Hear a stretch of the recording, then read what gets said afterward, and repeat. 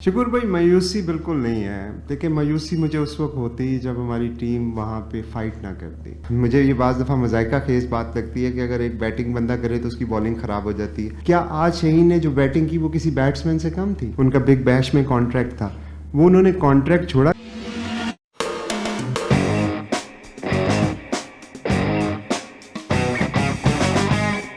समीर भाई, फिर एक और क्लोज फिनिश, लेकिन रिजल्ट जो है वो आपके अगेंस्ट। कितनी मायूसी है इस तरह की सिचुएशन में आके और फिर शिकस्त और फिर टूर्नामेंट से भी बाहर हो जाना? शकूर भाई, मायूसी बिल्कुल नहीं है। देखिए, मायूसी मुझे उस वक्त होती जब हमारी टीम वहाँ पे फाइट ना करती। As an owner, as a manager, I can't ask for more. लड़कों ने अपना 100% दिया, बल्कि एट टाइम्स जब हमारे पास रिसोर्सेज कम भी हैं, हमारे पास राशिद नहीं है, हमारे पास हारिस नहीं है, डेविड की इंजरी थी, फ़खर की फॉर्म थी, ताहिर बेग की इंजरी थी, राजा बख्शा नहीं आए, डैन हमारे हैं लॉरेंस, वो नहीं आए। बट आप देखें कि 5 मैच ऐसे थे जो लास्ट ओवर तक गए। इट शोज़ कि इस टीम में स्पिरिट है, इस टीम में फाइटिंग एबिलिटी है। लड़कों ने, मैं जितनी भी तारीफ़ करूं लड़कों की कम है। हार जीत गेम का हिस्सा है, और इस तरह के मैचेस अगर आप हारते हैं तो उसमें कोई शर्म नहीं है। अच्छा समीर भाई, ठीक है, माना कि राशिद खान, डेविड वीज़ा जिन्हें अपना नहीं थे, लेकिन शाहीन आपके पास थे, हारिस आपके पास थे, बाद में अनफिट हुए, जमान आपके पास थे।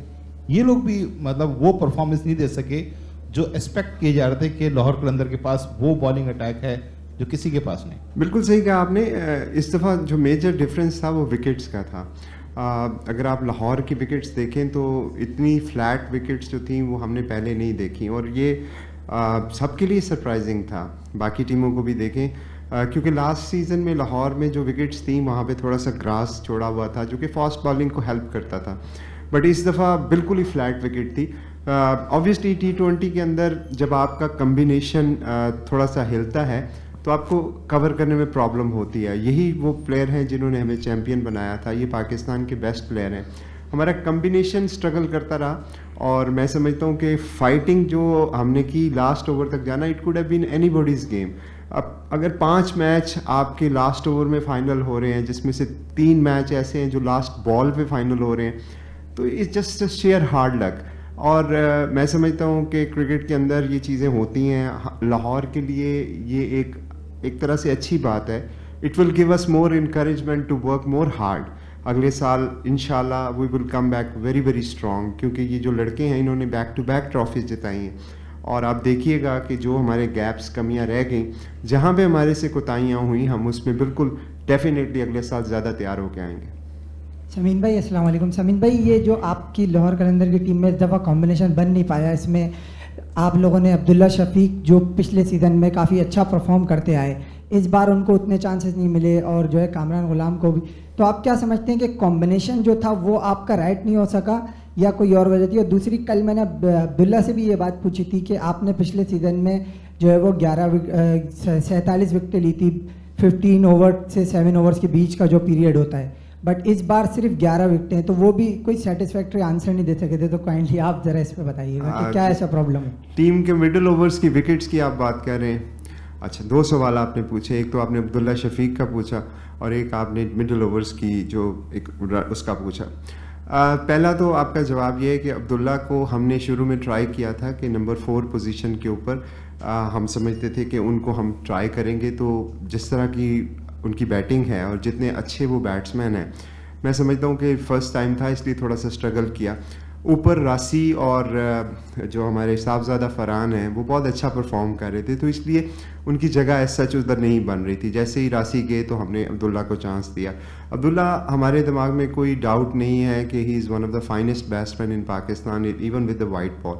ऑल्दो के वाइट बॉल में उनको चांसेस उस तरह नहीं मिलते, लेकिन लाहौर कलंदर ही वो टीम है जिसने अब्दुल्ला को चांसेस दिए, और अब्दुल्ला पे फेथ हमारा बहुत ज़्यादा है। सम टाइम कम्बिनेशन की वजह से आप नहीं खिला पाते, जिसकी वजह से प्रॉब्लम होती है, लेकिन जिस जगह पे वो खेलते हैं या जिस जगह पे उनका बेस्ट परफॉर्मेंस है, वहाँ पे भी जो लड़के थे वो परफॉर्म कर रहे थे, तो आप उनके साथ भी ज़्यादती नहीं कर सकते। दूसरी बात आपने पूछी मिडल ऑर्डर ओवर्स की।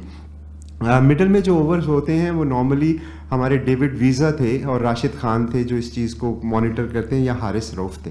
ये 3 वो ऐसे बॉलर हैं जो करते, जिनमें से ऑलमोस्ट तीनों ही सर्टन, राशिद तो पूरे टूर्नामेंट के लिए, और राशिद जो हारिस हैं वो आखिरी 6 मैचों के लिए, और डेविड जो है वो प्रॉब्ली 6 से 7 मैचों के लिए अनफिट थे, जिसकी वजह से ये हमारे मिडल ओवर में भी थोड़ी सी प्रॉब्लम आई। लेकिन अगर आप ओवरऑल स्टैट्स को देखें, जो कि हम देखते रहते हैं, लाहौर कलंदर ने अगर बाकी टीमों से कंपेयर करें तो मिडल ऑर्डर में we are not the worst one. हमने फिर भी कहीं ना कहीं बेहतरी की है। इवन लास्ट मैच में भी अगर आप देखें तो हमारा जो मिडल का ओवर था उसमें 6 पॉइंट समथिंग की हमारी स्कोरिंग रेट्स थे, जो कि overall context of the match बहुत अच्छे थे। तो लेकिन आपकी पॉइंट ठीक है, मिडल ओवर में अगर हमारे पास बेहतर रिसोर्सेज हों इससे भी ज़्यादा, तो इससे भी अच्छी परफॉर्मेंस आ सकती है। अच्छा समीन भाई, आप इस बात को अंडरस्टैंड करते होंगे कि शाहीन एज अ बॉलर हमें ज़्यादा इंपॉर्टेंट है एज अ बैट्समैन से। इस वक्त वो प्रमोट कर रहा है ख़ुद को, और बॉलिंग में आज उसने 13 रन डिफेंड नहीं किए। इसके बाद बैटिंग परफॉर्मेंस पे इस तरीके का जेस्चर जो आज उन्होंने दिखाया वो सही है? क्या वो किसी का स्टेटमेंट दिल पर ले गए थे? क्योंकि वसीम अकरम ने भी कहा है कि अपने आप को वीज़ा और सिकंदर के ऊपर प्रमोट करना ये मुनासिब नहीं लग रहा है। देखिए, सच्ची बात तो ये है कि जब हम टूर्नामेंट में होते हैं तो हम स्टेटमेंट्स वगैरह तो देखते नहीं हैं, ना ही हमें ये पता होता है कि कौन क्या कर रहा है। आप अगर स्केड्यूल देखें तो वो इतना बिजी है कि मोस्ट ऑफ द टाइम तो हमारी अपनी मीटिंग्स और अपनी प्लानिंग ही ख़त्म नहीं होती। तो किसी ने क्या कहा वो उनका राइट है, लेकिन शाहीन का किसी को कोई स्टेटमेंट नहीं था। शाहीन की बैटिंग मुझे ये बाज़ दफ़ा मज़ाइका खेज़ बात लगती है कि अगर एक बैटिंग बंदा करे तो उसकी बॉलिंग ख़राब हो जाती है। पता नहीं ये कैसे होता है यार। अगर आपने जो दुनिया के सारे बॉलर हैं उनको कभी बैटिंग का मौका मिल जाए तो वो बॉलिंग ख़राब कर लेंगे, इस तरह तो नहीं होता। कॉन्स्पिरेसी थ्योरीज या इस तरह की ओपिनियन बनाना लोगों का काम है, ज़ाहिर बात है, लाइक्स मिलते हैं, बिकती है वो बात, कोई सेंसेशन आ जाती है। हम ऐसे जब हम टीम रन कर रहे होते हैं तो हम ये देखते हैं हमारी टीम के लिए बेस्ट क्या है। क्या आज शाहीन ने जो बैटिंग की वो किसी बैट्समैन से कम थी? क्या उसका स्ट्राइक रेट कम था? इसका नाम अगर सिर्फ इसलिए हम बुरा कहें कि उसका नाम शाहीन शाह अफरीदी है या वो बॉलर था इसलिए, तो ये बातें नहीं होती। जो हमारा इस्लामाबाद का गेम था, अगर आप उसको देखें तो उसकी तो मेन इम्पुटस जो इनिंग्स का मिला था, वी वर गोइंग नोवेयर, और शाहीन ने जाके वो इम्पुटस दिया था। तो एक बंदे में अगर एबिलिटी है और वो टीम के लिए बेस्ट कर सकता है, तो सिर्फ इस वजह से उसको आप मौका ना दें कि जी वो चूँकि बॉलर है तो वो थक जाएगा। 20 ओवर में तो कोई थकता भी नहीं है यार। तो इसलिए ये मेरा ख्याल में मीडिया के लिए शायद या TV, I don't know, Shaheen का वो जेस्चर होगा किसी के लिए, किसी के लिए नहीं होता वो। हम अपनी टीम में ना अक्सर एक दूसरे के साथ मजाक करते हैं, जिसके ये बाहर वालों के लिए जेस्चर शायद नहीं था, ये हम आपस में लोगों के लिए था, क्योंकि जिसने उसको कहा होगा कि शाहीन तुम अच्छा नहीं खेलते, उसको दे रहा होगा वो जेस्चर। ऐसी बात नहीं है कि ऑब्वियसली मीडिया पे लोगों ने, यार आपको पता है हम बहुत सारे तमाशे करते हैं लाइक्स लेने के लिए। आप फ़खर ज़मान की फॉर्म के बारे में ज़रा बताइएगा, क्योंकि वो ना सिर्फ बहुत ही influential at the top of the order हैं, मगर ड्रेसिंग रूम में भी अगर वो नहीं चल रहे तो वो ड्रेसिंग रूम में भी इफेक्ट पड़ता है। तो उनकी फॉर्म के बारे में भी बताइएगा, और जो आज वो खेले नहीं, वो इंजरी कोई थी, उसके बारे में भी ज़रा डिटेल में बताइए। बिल्कुल, फ़खर की उंगली में फ्रैक्चर है, वो कैच लेते हुए कल उनको फ्रैक्चर अनफॉर्चुनेटली हो गया था। आई थिंक 4 to 6 वीक्स में हेयरलाइन फ्रैक्चर है, it's nothing serious, but obviously वो उनको प्रिकॉशन के तौर पे हमने मैच नहीं खिलाया। जहाँ तक फ़खर की फॉर्म की बात है तो ऑब्वियसली फ़खर जो हैं वो फ़खर पाकिस्तान भी हैं, फ़खर कलंदर भी हैं। हमारे अगर आप 8 साल देखें जिसमें फ़खर खेले हैं, उसमें 7 सालों में वो टॉप स्कोरर रहे हैं। मेरा ख्याल में बैट पैच किसी भी बैट्समैन पे आ जाता है। हमारा कॉन्फिडेंस उनके ऊपर हमेशा से है, हमेशा था, हमेशा रहेगा। He is a match winner, he is a match winner for Lahore Qalandar. हमारी हिस्ट्री में जितनी भी फतूहात मिली हैं वो फ़खर की कंट्रीब्यूशन की वजह से मिली हैं। 2 ट्रॉफीज़ जब हमने जीती हैं उसमें फ़खर जो था वो सिंगल हैंडेडली मैच विनर के तौर पे हमारी बैटिंग को पूरा सहारा देते थे। बट ऑब्वियसली जब बैट पैच आता है तो फिर ये हमारा फ़र्ज़ है कि हम उनको सपोर्ट करें, and we will continue to support. हाँ जी, वो उमर ने भी मुझे बता दिया कि सेकंड स्कैन जो है उसमें वो क्लियर है, उसका हेयरलाइन फ्रैक्चर नहीं है। Thank you. हाँ समीन, हारिस रऊफ के उसके ऊपर पूरी मतलब लाहौर कलंदर ने, आकिब जावेद, आप सब ने उसको बहुत ज़्यादा बैक किया, लेकिन अभी हाल ही में जैसे इंडिया के अंदर हुआ कि टेस्ट की जो प्राइज़ है, जो फीस है, वो उसको तकरीबन 70% बढ़ा दिया गया है। और जिस तरीके से इंडिया इंग्लैंड की सीरीज़ हुई, तो आप नहीं समझते कि अब हमारा भी जो स्टाफ है सबको है उनको टेस्ट की तरफ और रेड बॉल की तरफ दोबारा आना चाहिए? देखें, ये आपने एक बड़ा अच्छा सवाल किया है। एक परसेप्शन डेवलप हो गया कि हारिस रऊफ शायद टेस्ट मैच नहीं खेलना चाहते। मैं आपको याद दिलाता चलूँ कि लास्ट जो 3 सीरीज़ हुई थी ये ऑस्ट्रेलिया वाली से पहले, उसमें हारिस टीम का हिस्सा ही नहीं थे, उनको सिलेक्ट ही नहीं किया गया था। तो इसका मतलब है कि वो प्लान में ही नहीं थे। फिर ये बात होती है कि हारिस ने शायद लीग्स की वजह से पाकिस्तान की टेस्ट क्रिकेट को रिफ्यूज़ किया। हारिस ने एक्चुअली अदर वे राउंड किया। हारिस ने टेस्ट क्रिकेट में नेट बॉलिंग करने के लिए बिग बैश का कॉन्ट्रैक्ट छोड़ा था। अगर आप थोड़ा सा रिसर्च करें, कुछ साल पहले जब पाकिस्तान की टीम न्यूजीलैंड गई हुई थी, उनका बिग बैश में कॉन्ट्रैक्ट था।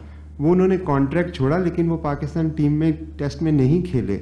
उन्होंने पाकिस्तान टीम की टेस्ट टीम को नेट में बॉलिंग कराई थी न्यूजीलैंड में, अगर आपको याद हो। तो पहली तो हारिस के हवाले से ये बात मैं आपको बड़ी क्लियरली बता दूं कि हारिस रऊफ जो हैं वो पाकिस्तान के एसेट हैं और पाकिस्तान के लिए हमेशा अवेलेबल हैं। उन्होंने कभी नहीं कहा कि मैं पाकिस्तान के लिए अवेलेबल नहीं हूँ। ऑब्वियसली अगर आपने 2 साल से टेस्ट रेड बॉल नहीं खेला तो आप समझते हैं कि यार मैं शायद फिट नहीं हूँ या मुझे, तो ये एक हर इंसान का राइट है और उससे उसका राइट नहीं छीनना चाहिए। टेस्ट मैचेस के अंदर मुआवजे की बात की आपने, बिल्कुल सही बात है। अगर टेस्ट क्रिकेट को आपने प्रमोट करना है, अगर आप समझते हैं कि टेस्ट क्रिकेट ही हमारा फ्यूचर है, तो उसको इंसेंटिवाइज करना होगा। आज मेरा ख्याल में आपकी अगले 1 साल तक टेस्ट सीरीज़ कोई नहीं है, तो ये किस किस्म का फोकस है कि जिसमें आप टेस्ट क्रिकेट को प्रमोट कर रहे हैं? आपने लास्ट टेस्ट खेला है ऑस्ट्रेलिया में और उसके बाद नेक्स्ट टेस्ट कब है आपका? तो हम एक तरफ कहते हैं ये हमारा वो है, दूसरी तरफ आपकी 1 साल तक कोई सीरीज़ ही नहीं है। तो पहले क्लैरिटी ले आएँ कि हम क्या चाहते हैं। और जब अगर आपने टेस्ट क्रिकेट में देना है तो बिल्कुल इंग्लैंड में देखें, हम सारे मिसालें देते हैं जिमी एंडरसन की, स्टीवर्ट ब्रॉड की, आप उनके कॉन्ट्रैक्ट तो देखें क्या प्राइस देती है इंग्लैंड बोर्ड उनको। तो प्लेयर्स को मेरा ख्याल में अंडरस्टैंड करने की ज़रूरत है। पाकिस्तान क्रिकेट को अगर टेस्ट प्रायोरिटी है तो बहुत अच्छी बात है, होनी चाहिए, क्योंकि लॉन्गर फॉर्मेट एक हमारा क्लासिक फॉर्मेट है, बट उसको आपने प्लान प्रॉपरली करें। ये ना हो कि 1 साल बाद आपका टेस्ट मैच आ रहा है और हम के जी टेस्ट क्रिकेट बहुत इंपॉर्टेंट है। समीन भाई, जैसे कि आपने कहा कि फ़ख्र ज़मान आपका फ़ख्र है, फ़ख्र कलंदर, फ़ख्र पाकिस्तान, फ़ख्र लाहौर, तो फिर आपने शाहीन शाह का भी कहा कि वो कैप्टन ही रहेंगे। लेकिन हम देख रहे हैं कि जो आपके हेड कोच हैं, जिस तरह कोयटा ने अपने हेड कोच को चेंज किया, उनको टीम डायरेक्टर बना दिया, एक फॉरनर कोच लेकर आ गया, एक गोरा कोच लेकर आ गया, तो क्या आपका प्लान है कि नेक्स्ट सीज़न के अंदर आप कोई हेड कोच, आप भी इसी तरफ देख रहे हैं कि कोई गोरा कोच आए, आकिब जावेद को चेंज करने का कोई प्लान है? नहीं, ऐसा प्लान अभी तो कोई नहीं है ऐसा। अभी तो टूर्नामेंट लास्ट मैच हुआ। ऑब्वियसली हम आकिब भाई इस ब्रांड का हिस्सा हैं और बड़े अरसे से हिस्सा हैं और उनकी बहुत कंट्रीब्यूशन है लाहौर कलंदर के लिए। और मैं समझता हूँ कि जो 2 ट्रॉफीज़ भी हमने जीती थी उसमें भी बहुत बड़ा उनका भी हिस्सा था। एक बैड टूर्नामेंट से असेस करने की ज़रूरत है कि गलती कहाँ पे है। ब्लाइंडली कोच को चेंज करना, कैप्टन को चेंज करना, या ये सबसे आसान तरीका होता है। मैं आपको बताऊं, एज एन ओनर ब्लेम किसी पे डाल के आपको जी उसकी गलती है, इसको मैं निकाल दूंगा। लेकिन हमने मिसालें देखी हैं, IPL में भी आपने देखी होगी, RCB है, दिल्ली है, 5-5, 6-6 कोचेस चेंज कर चुके हैं, आज तक उनको कोई फ़र्क नहीं पड़ा। किसी इंसान की बजाय मैं आपसे कहूँगा कि हमारा जो प्रोसेस है, अगर कहीं पे हमें लगा कि हमारी लैक करता है, चाहे वो मेरी ज़ात हो, तो उसको भी रिप्लेस होना चाहिए। ये कोई बात नहीं है कि हम ज़िद में नहीं है कि जी आकिब भाई रहेंगे या मैं ही रहूँगा। अगर तो हमारी जो कंट्रीब्यूशन है टीम के लिए कहीं पे वो बेहतर हो सकती है, तो उसके लिए बिलीव मी, मैं भी हूँ, आकिब भाई भी हों, इवन शाहीन हो, हमें से कोई भी हो, वो खुद वॉलंटियर कर देगा। This is the Qalandar for you. नहीं, वो देखिए, ऑब्वियसली बहुत सारे कम्बिनेशन आप डेवलप कर सकते हैं, बट एज सच इस वक्त हमारा कोई प्लान नहीं है। समीन भाई, बस ये बता दें, आपने कहा कि शाहीन परफॉर्म कर रहे हैं विद द बैट, तो इसमें कोई मजायका नहीं है, लेकिन विद द बॉल वो बहुत ज़्यादा सफ़र कर रहे हैं। पिछले मैच में भी उनको रन पड़े, आज भी 13-14 रन थे, वो नहीं डिफेंड कर पाए। पाकिस्तान टीम का एक कोर हिस्सा है, वो बतौर कप्तान प्रेशर आ रहा है। दूसरा, ज़मान आपके डेथ ओवर स्पेशलिस्ट होते हैं, आज आखिरी 2 ओवर नहीं किए, कोई इंजरी थी या शाहीन फ्रंट जाने जाते हैं? मुझे ये बताएं, आपसे ही सवाल पूछ लेता हूँ कि इन विकेट्स पे कौन डेथ बॉलर में अच्छा कर रहा है? फास्ट बॉलर सबको ही मार पड़ रही है। लोगों ने वो पैचेस में हुई हैं और शाहीन ने भी की हैं। ओवरऑल उसको इशू रहा है डेथ ओवर। 12 विकेटें अगर उन्होंने ली हैं, जो हाईएस्ट है लाहौर कलंदर की तरफ से, और अभी आज की मेरा ख्याल में 2-3 में मिला लें तो क्रिटिसाइज़ करना यार आसान होता है, बट ऑब्वियसली जब आपकी परफॉर्मेंसेस टीम नहीं जीत रही होती तो पूरी टीम स्ट्रेस में होती है और उसमें कहीं ना कहीं गैप्स होते हैं। ये विकेट्स ऐसी हैं जहाँ पे फास्ट बॉलरों को मार पड़ेगी, सबको 10 रन पड़ रहे हैं, तो कोई ऐसा वो उसमें हमें, और आज मॉडर्न डे क्रिकेट में अगर आप देखें तो 200 रन जो हैं वो होने ही होने हैं। अब वो टाइम नहीं है कि 4 ओवरों में आप 20 रन देके तो साइड पे हो जाएंगे, उसको एक्सेप्ट करना चाहिए।